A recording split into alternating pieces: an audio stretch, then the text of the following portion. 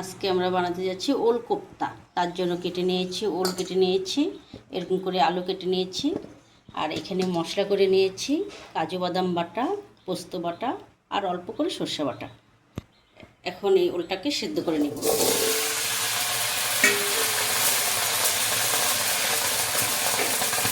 জল দিয়ে দেবো,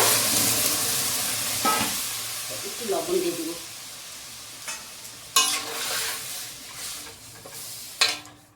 এখন ঢেকে দেবো,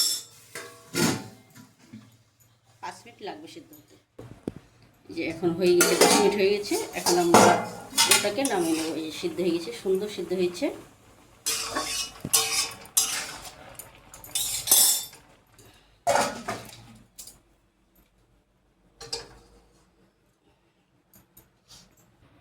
এখন কড়াই গরম হয়ে গেছে, দিয়ে দেবো সরষের তেল।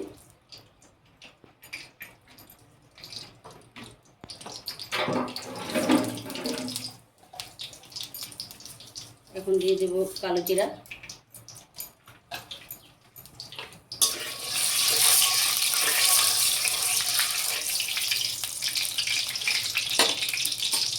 এখন দিয়ে দেবো ওল আলু ভাজিয়ে রাখা।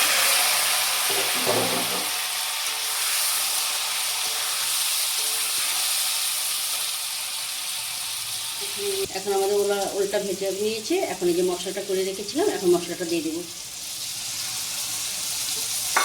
মশলাটা দিয়ে এখন কষিয়ে নেব।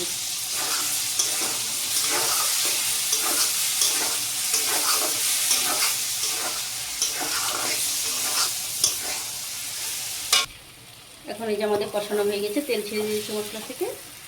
এখন জল দিয়ে দিব, পরিমাণ মতো জল দিয়ে দিব, দিয়ে এটা 10 মিনিট ফুটিয়ে নিব। তারপরে আমাদের ওলকোপ্তা রেডি।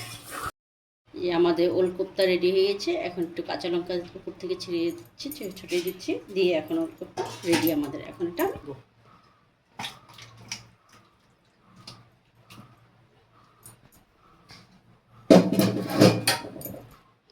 এখন আমাদের ওলকোপ্তা রেডি হয়ে গেছে। এখন আমি আমার শাশুড়ি মাকে খেতে দেবো, উনি খেয়ে বলবে কেমন হয়েছে। ওলকোপ্তাটা কেমন হয়েছে? খুব ভালো হয়েছে। ভালো হয়েছে? খুব ভালো হয়েছে। আচ্ছা, খাও তাহলে পেট ভরে। পেট ভরে খাই। আচ্ছা, আজকে আমি করেছি ওলকোপ্তা ভাপা।